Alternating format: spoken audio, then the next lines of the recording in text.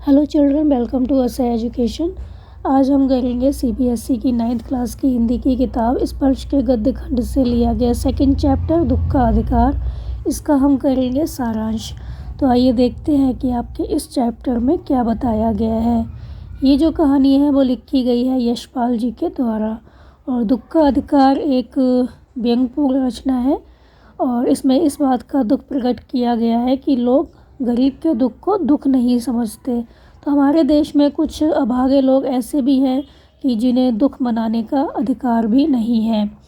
तो हमारे देश में कुछ ऐसे लोग हैं जिनको दुख मनाने का अधिकार नहीं है। मतलब जो अमीर लोग होते हैं वो दुख बहुत अच्छे से मनाते हैं, लेकिन जो गरीब लोग होते हैं वो अपने दुख को अच्छे से नहीं मना सकते। दुखी होते हैं लेकिन अपने दुख को वो मना नहीं पाते, क्योंकि उनके आगे जो रोजी रोटी है उसकी समस्या आ जाती है। अब किसी घर में कोई कमाने वाला होता है, उसकी मृत्यु हो जाती है तो कमाने वाला तो चला जाता है, लेकिन लोगों को भूख तो लगेगी। इसलिए घर के लोग जो हैं वो रोजी रोटी की तलाश में निकलते हैं। तो ऐसे जो लोग होते हैं, गरीब लोग होते हैं, वो अपना दुख भी नहीं मना पाते। तो जो ये कहानी है वो देश में फैले हुए जो अंधविश्वास हैं, ऊंच नीच के भेदभाव हैं, उनका पर्दाफाश करती है। इसमें स्पष्ट किया गया है कि दुख की अनुभूति सभी को समान रूप से होती है। तो जो कहानी है वो धनी लोगों की अमानवीयता और गरीबों की विवशता को उजागर करती है। तो आइए देखते हैं कि इस कहानी में क्या बताया गया है। मनुष्यों की पोशाकें उन्हें विभिन्न श्रेणियों में बांट देती हैं। प्रायः पोशाक ही समाज में मनुष्य का अधिकार और उसका दर्जा निश्चित करती है। वह हमारे लिए अनेक बंद दरवाजे खोल देती है, परंतु कभी ऐसी भी इस परिस्थिति आ जाती है कि हम जरा नीचे झुककर समाज की निचली श्रेणियों की अनुभूति को समझना चाहते हैं। उस समय यह पोशाक ही बंधन और अड़चन बन जाती है। जैसे वायु की लहरें कटी हुई पतंग को सहसा भूमि पर नहीं गिरने देती, उसी तरह खास परिस्थितियों में हमारी पोशाक हमें झुक सकने से रोके रहती है। उसी तरह खास परिस्थितियों में हमारी पोशाक हमें झुक सकने से रोके रहती है। तो यहाँ पर क्या बताया गया है? तो यहाँ पर कहा गया है कि जो पोशाकें होती हैं, हम जो कपड़े पहनते हैं, वो मनुष्य को विभिन्न श्रेणियों में बांट देती है। ये पोशाकें ही मनुष्य को उसका अधिकार दिलाती हैं और समाज में उसका दर्जा निश्चित करती हैं। यदि कोई व्यक्ति है बहुत अच्छी महंगी चमकदार पोशाक पहनता है तो वह अमीर और उच्च वर्ग का माना जाता है।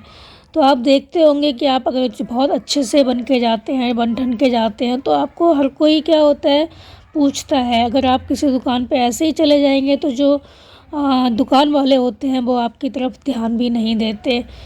तो यदि कोई अच्छी महंगी चमकदार पोशाक पहनता है तो अमीर और उच्च वर्ग का माना जाता है। तो साधारण पोशाक पहनने वाला जो होता है वो गरीब और निम्न वर्ग का माना जाता है। तो जब हम समाज की निम्न श्रेणी के दुख को देखकर झुकना चाहते हैं, अर्थात उसके दुख का कारण पूछना चाहते हैं, हम चाहते हैं कि पूछें कि वो क्यों दुखी है, क्या हो गया, तो उच्च भावना के कारण हम झुक नहीं पाते। हमें लगता है कि हम अगर इससे बात करेंगे तो लोग क्या सोचेंगे, उन लोगों के साथ हम खुलकर बात नहीं कर पाते। तो ये जो पोशाक है वो हमारे सामने क्या होता है, रुकावट बन जाती है। तो कहने का अर्थ ये है कि जो हमारी पोशाक होती है वो हमें कोई भी काम करने नहीं देती। अगर अच्छी पोशाक पहन के जा रहे हैं तो लोग हमें बहुत ऊंचे कुल का समझते हैं, ये समझते हैं ये तो बहुत ऊंचा व्यक्ति है। अगर हम किसी से बात करना चाहते हैं, किसी के साथ दुख दर्द बांटना चाहते हैं, हम दुखी व्यक्ति से खुलकर बात भी नहीं कर पाते। तो ये जो पोशाक होती है वो हमारे सामने रुकावट बन जाती है। फिर जो लेखक हैं वो आगे कहते हैं, फिर आगे कहा गया है, जैसे वायु की लहरें कटी हुई पतंग को सहसा भूमि पर नहीं गिर जाने देती, उसी तरह खास परिस्थितियों में हमारी पोशाक हमें झुक सकने से रोके रहती है। तो यहाँ पर जो लेखक है उन्होंने जो पतंग है उसका उदाहरण लिया है। तो लेखक कहते हैं कि जो पतंग होती है उसको डोर के अनुसार नियंत्रित किया जाता है, और जब डोर पतंग से अलग हो जाती है तब जो पतंग होती है वो हवा के साथ बहती हुई उड़ती है और हवा के कारण अचानक ही पृथ्वी पर आकर नहीं गिरती है, किसी न किसी वस्तु में वो अटक कर रह जाती है। वैसी ही स्थिति हमारी पोशाक के कारण उत्पन्न हो जाती है। जब हम अच्छी पोशाक पहन लेते हैं तो हम आसमानी बातें करने लगते हैं, नीचे झुकना ही नहीं चाहते। तो जो पोशाक होती है, हमारे वस्त्र होते हैं, वो हमें हमारी जो अमीरी है उसका आभास कराते हैं। तो गरीबों को अपने बराबर स्थान हम देना नहीं चाहते। उस समय क्या होता है, हमारी स्थिति त्रिशंकु की तरह हो जाती है। हम चाहते हैं कि जो गरीब लोग हैं उनसे हम बात करें, उनके दुख दर्द को समझें, लेकिन जो हमारी पोशाक होती है वो हमें ऐसा करने से रोक लेती है। क्योंकि हम जब ऐसा करना चाहते भी हैं तो लोग जो हैं वो हमें ऐसा करने नहीं देते। तो इसी तरह लेखक भी नीचे झुककर उस गरीब स्त्री का दुख जो है वो बांटना चाहता था, किंतु उसकी जो पोशाक है वो उसमें बाधा उत्पन्न कर देती है। तो कहने का अर्थ यही है कि जब हम अच्छे कपड़े पहन लेते हैं तो हम ये सोचते हैं कि हम तो भाई बहुत ऊंचे व्यक्ति बन गए, हम नीचे नहीं झुक सकते। तो जो गरीब लोग होते हैं उन तक के हम दुख दर्द को भूल जाते हैं, उनसे हम बात करना चाहते भी हैं तो हम बात नहीं कर पाते। जो हमारी पोशाक है वो हमें झुकने से रोक देती है। जो लेखक हैं वो आगे बताते हैं कि बाज़ार में फुटपाथ पर कुछ खरबूजे डलिया में और कुछ ज़मीन पर बिक्री के लिए रखे जान पड़ते थे।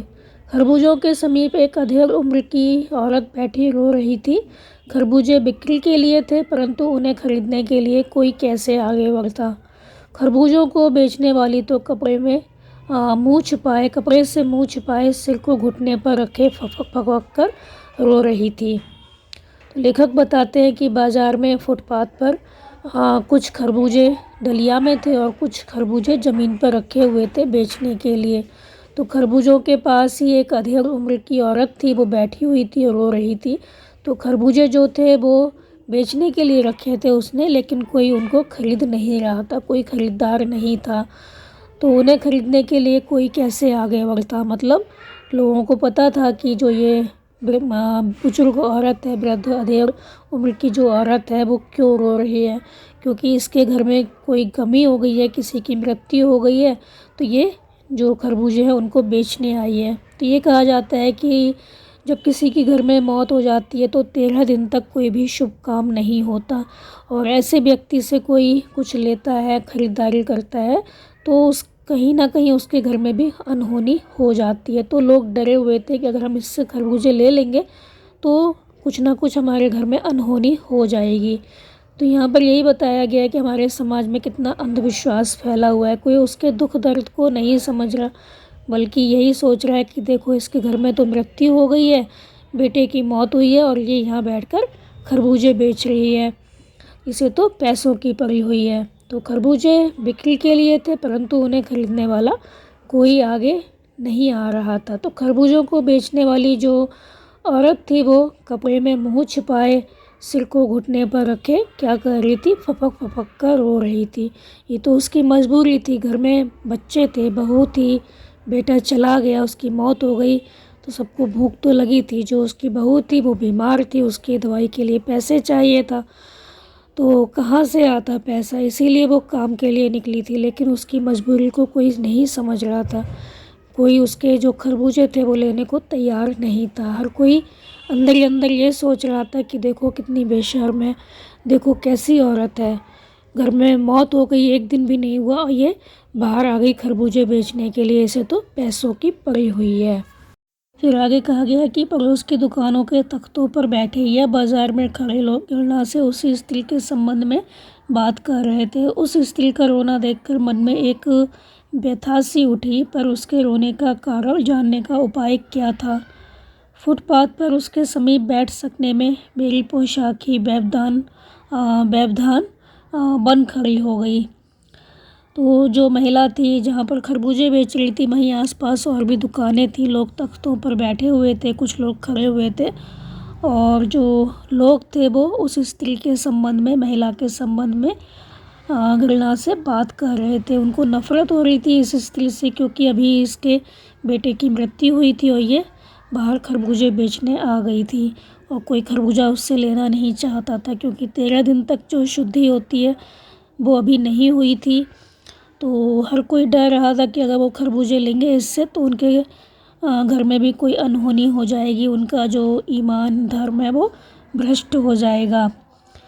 तो जो लोग थे उसको नफ़रत भरी नज़रों से देख रहे थे। तो जो लेखक है वो कहते हैं कि जो स्त्री थी रो रही थी, तो लेखक को बहुत दुख हो रहा था अंदर ही अंदर कि उससे पूछें कि क्या बात है, तो उसके रोने का कारण जानने का उपाय क्या था। तो लेखक है वो कहते हैं कि किस तरह मैं जानता कि वो रो क्यों रही है, और उसके पास बैठने की भी हिम्मत नहीं हो रही थी क्योंकि मेरी जो पोशाक थी वो रुकावट बनी हुई थी। आसपास के लोगों से उसके दुख का कारण जानने के बाद ये पता लगा कि जो उसके बेटा है, उसके बेटे की अभी अभी मृत्यु हुई है, पर मैं चाहकर भी उसकी सहायता नहीं कर सका क्योंकि जो लेखक हैं वो यही कह रहे हैं कि मेरी पोशाक है वो व्यवधान बन गई, रुकावट बन गई, क्योंकि वो समाज से डरते थे यदि वो इस वृद्ध महिला की मदद करेंगे तो लोग उसके बारे में जाने क्या क्या कहेंगे। एक आदमी ने घृणा से एक तरफ थूकते हुए कहा, क्या ज़माना है, जवान लड़कियों को मरे पूरा दिन नहीं बीता और यह बेहया दुकान लगा के बैठी है। तो जितने लोग उतनी बातें, जितने मुँह उतनी बातें। तो लोग तरह तरह की बातें कर रहे थे। कोई कह रहा था कि देखो क्या ज़माना आ गया है, इसका जवान बेटा है वो मर गया, उसको मरे हुए अभी पूरा दिन भी नहीं बीता था कि ये देखो बेशर्म क्या कर रही है, दुकान लगा कर बैठ गई है, खरबूजे बेच रही है। और दूसरे साहब थे, एक और व्यक्ति थे, वो अपनी दाढ़ी खुजाते हुए कह रहे थे, अरे जैसी नियत होती है अल्लाह भी वैसी ही बरकत देता है, इसकी नियत ही अच्छी नहीं है इसलिए इसके साथ ऐसा हुआ। हर कोई अपने अपनी जो बातें हैं वो बता रहा था, अपनी अपनी राय जो था वो रख रहा था। कोई भी उसके दुख दर्द को नहीं समझ रहा था, कोई भी उसकी विवशता को नहीं समझ रहा था कि आखिर वो अपने बेटे की मौत को भुलाकर क्यों बाहर निकली है, क्यों खरबूजे बेच रही है।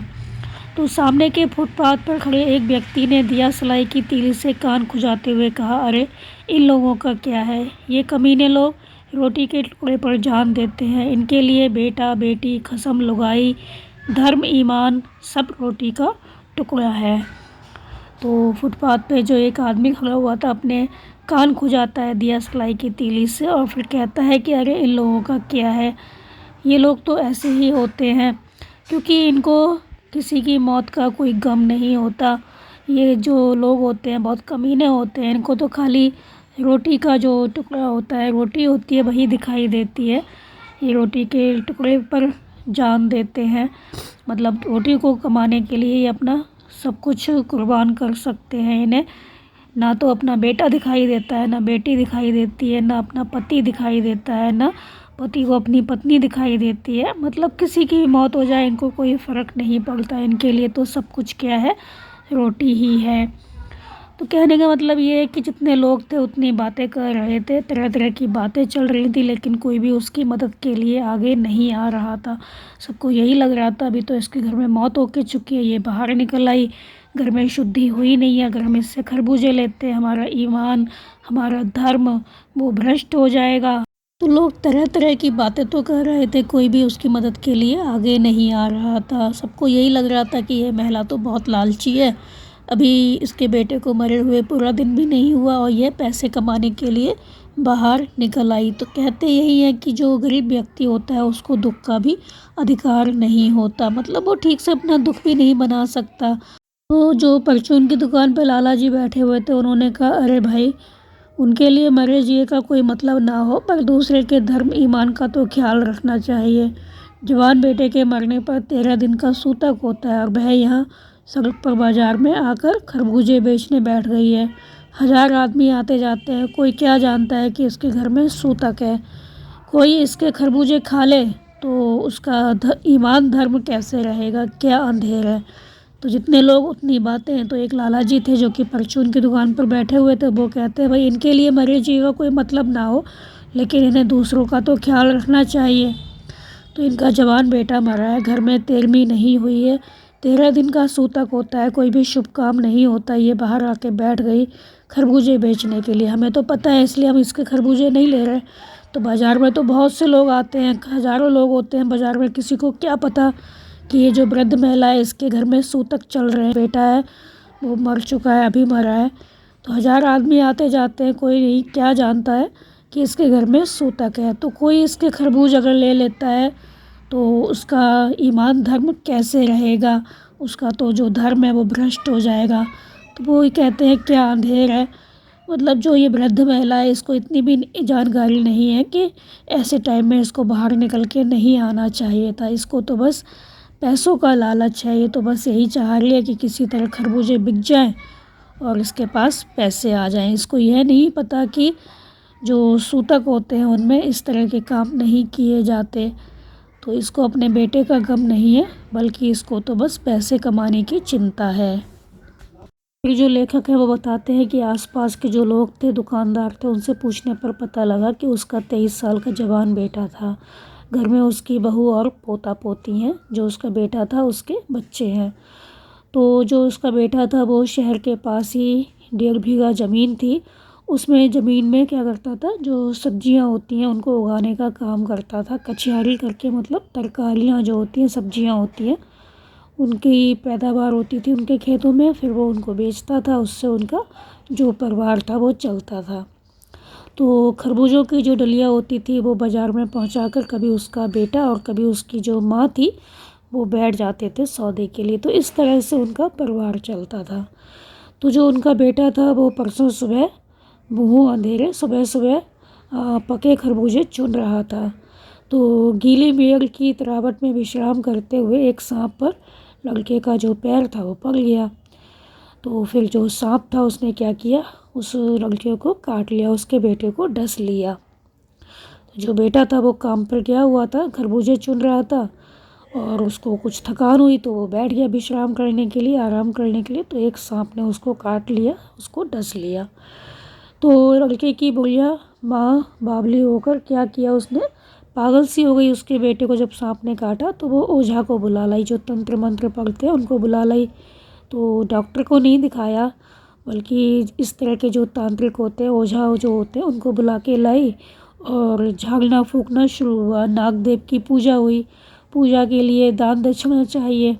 तो घर में जो आटा और अनाज था वो सब दान दक्षिणा में उठ गया। जो भी घर में सामान था वो सारे इन कामों में चला गया। माँ, बहू और बच्चे भगवाना से लिपट लिपट कर रोए। तो उनके जो बच्चे थे, माँ थी, बहू थी, वो उसका जो बेटा था उसका नाम था भगवाना, जिसकी मौत हो गई सांप के काटने से। तो सारे लोग उससे लिपट लिपट कर रो रहे थे। बाकी जो घर का सामान था उसके इलाज में चला गया। जो दान दक्षिणा थी, झाड़ फूकना था, जो कुछ मांगा तांत्रिक ने उसको दे दिया। पर भगवाना जो एक दफ़े चुप हुआ तो फिर ना बोला। मतलब जो भगवाना था एक बार चुप हुआ, मतलब जो भगवाना था उसको सांप ने काटा तो उसकी मौत हो गई। तो एक बार जो चुप हुआ फिर वो कभी नहीं बोला।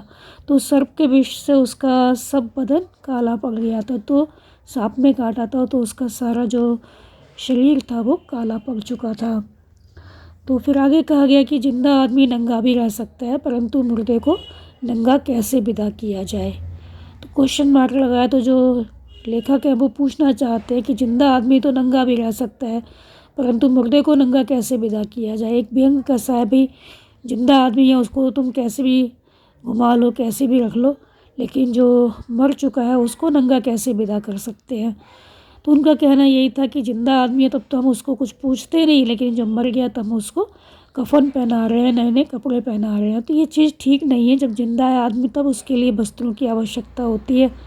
जब आदमी मर चुका तो उसको तो कैसे भी जला दिया जाए, कैसे भी दफना दिया जाए, कोई फ़र्क नहीं पड़ता।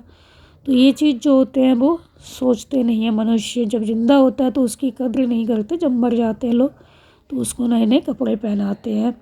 तो उसके लिए तो क्या हुआ, बजाज की दुकान से नया कपड़ा लाया गया, चाहे उसके लिए माँ के हाथों की छन्नी ककना ही क्यों ना बिक जाए। तो उसका बेटा मर गया, उसके कफन के लिए कपड़े चाहिए थे। तो क्या किया गया, दुकान से कपड़ा लेके आया गया। भले ही जो उसकी माँ थी उस कपड़े को लाने के लिए उसके जो हाथ की चूड़ियाँ वगैरह थी वो ही क्यों ना बिक जाए। तो ये सारे काम करने के लिए उनका घर का जो बचा कुचा सामान था, जो घर के गहने थे, वो तक चले गए। उनके घर का जो सामान था वो अब ख़त्म हो चुका था, कुछ भी नहीं बचा था। जो गहने वगैरह थे वो भी उसके कफन वगैरह लाने में ख़त्म हो गए। अब जो भगवाना था वो तो परलोक चला गया, उसकी मृत्यु हो गई। तो घर में जो कुछ चूनी भूसी थी वो उसको विदा करने में चली गई। तो रहा कुचा जो सामान था उसको विदा करने में ख़त्म हो गया। तो बाप नहीं रहा, हाँ जिसकी मौत हो गई वो तो चला गया, लेकिन भूख तो लगनी थी। तो सुबह उठते ही जो बच्चे थे वो भूख से बिलबिलाने लगे। तो दादी ने उन्हें खाने के लिए खरबूजे दे दिए, लेकिन बहू को क्या देती। तो बच्चों ने तो वो खरबूजे खा लिए, लेकिन बहू को अब क्या देती, क्योंकि बहू थी वो बीमार थी, उसका जो बदन था, शरीर था, बुखार से तवे की तरह तप रहा था, उसको बहुत तेज़ बुखार था। अब बेटे के बिना बुढ़िया को दुअन्नी चवन्नी भी कौन उधार देता।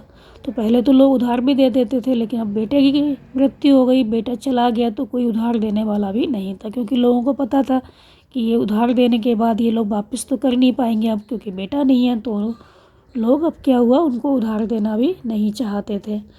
तो जो बुढ़िया थी बहुत परेशान थी, एक तरफ तो बेटा चला गया, दूसरी तरफ जो घर में सामान था वो ख़त्म हो गया, बच्चे भूख से बिलबिला रहे थे, जो बहू थी उसको बहुत तेज़ बुखार था।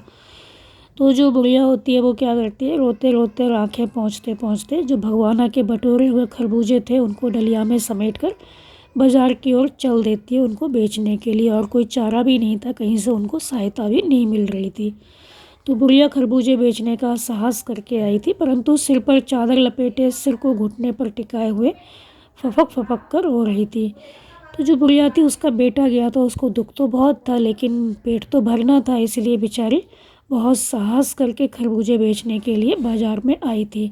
सिर पर उसने चादर डाल रखी थी, सिर को घुटने पर टिकाए हुए वो बहुत बुरी तरह से रो रही थी। तो लेखक कहते हैं कि कल जिसका बेटा चल बसा, आज वह बाज़ार में सौदा बेचने चली है। हाय रे पत्थर दिल। उस पुत्र वियोगिनी के दुख का अंदाज़ा लगाने के लिए पिछले साल अपने पड़ोस में पुत्र की मृत्यु से दुखी माता की बात सोचने लगा। वह संभ्रांत महिला पुत्र की मृत्यु के बाद 2.5 मास तक पलंग से उठ ना सकी। उन्हें 15-15 मिनट बाद पुत्र वियोग से मूर्छा आ जाती थी, और मूर्छा न आने की अवस्था में आंखों से आंसू न रुक सकते थे।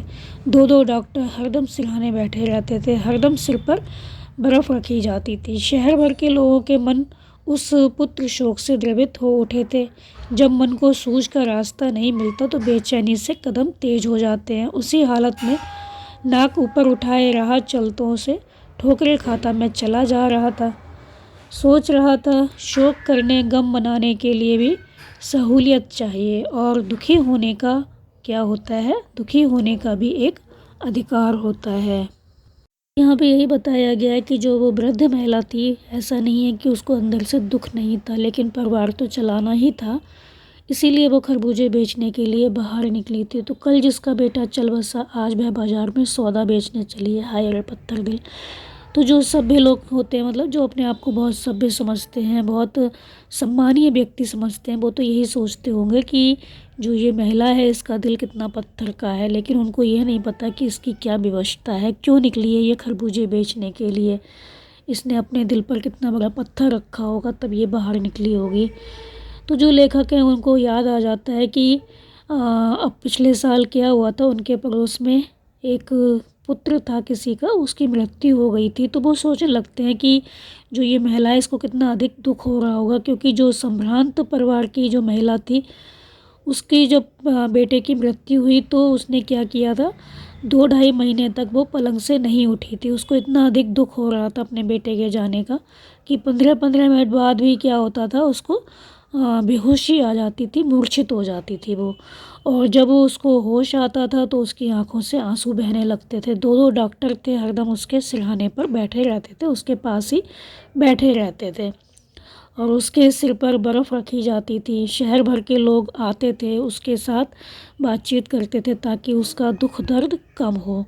तो इससे लेखक को पता चलता है कि जो ये वृद्ध महिला है, तो ऐसा नहीं है कि इसको दुख नहीं है, लेकिन परिवार तो चलाना है, इसलिए इसने ऐसा जो उपाय है वो सोचा है, मतलब वहाँ बाज़ार में खरबूजे बेचने के लिए निकली है।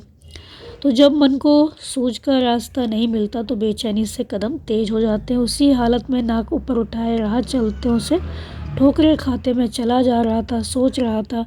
तो लेखक हैं वो यही सोच रहे हैं कि शोक करने और गम मनाने की जो सहूलियत होती है वो भी भगवान ने सबको अलग अलग दे रखी है। जो अमीर होते हैं वो तो बहुत अच्छे से दुखी हो लेते हैं, गम मना लेते हैं अपनों के जाने का, लेकिन जो गरीब लोग होते हैं जिनके पास पैसा नहीं होता वो दुख भी मना नहीं सकते, उनको दुख मनाने का भी अधिकार नहीं होता।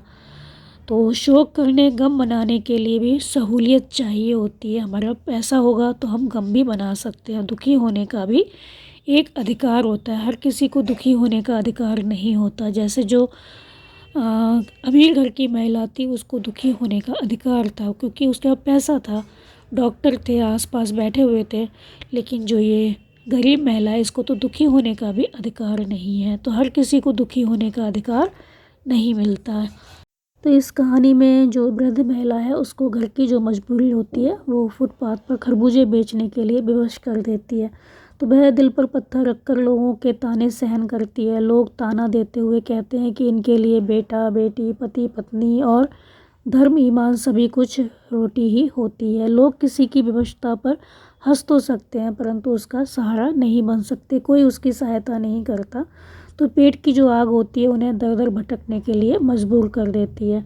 दूसरों से सहानुभूति के स्थान पर उनको ताने सुनने पड़ते हैं। तो मन तो जो होता है फूट फूट कर रोना चाहता है। ऐसा ही इस कहानी में इस वृद्ध महिला के साथ हुआ। तो यहाँ पर यही बताया गया कि परिस्थितियों के सामने जो लोग होते हैं वो घुटने टेक देते हैं और उन्हें पेट की ज्वाला को शांत करने के लिए दुखी होते हुए भी काम करना पड़ता है। इस प्रकार निचली श्रेणी के जो लोग होते हैं उनको रोटी की चिंता दुख मनाने के अधिकार से भी वंचित कर देती है। तो यहाँ पे हमारा जो चैप्टर है वो ख़त्म हो गया बच्चों। आप इसको अच्छे से समझ कर याद कर लीजिए और हमारे चैनल आशा एजुकेशन को लाइक कीजिए, सब्सक्राइब कीजिए और शेयर करना बिल्कुल मत भूला करिए। Thank you.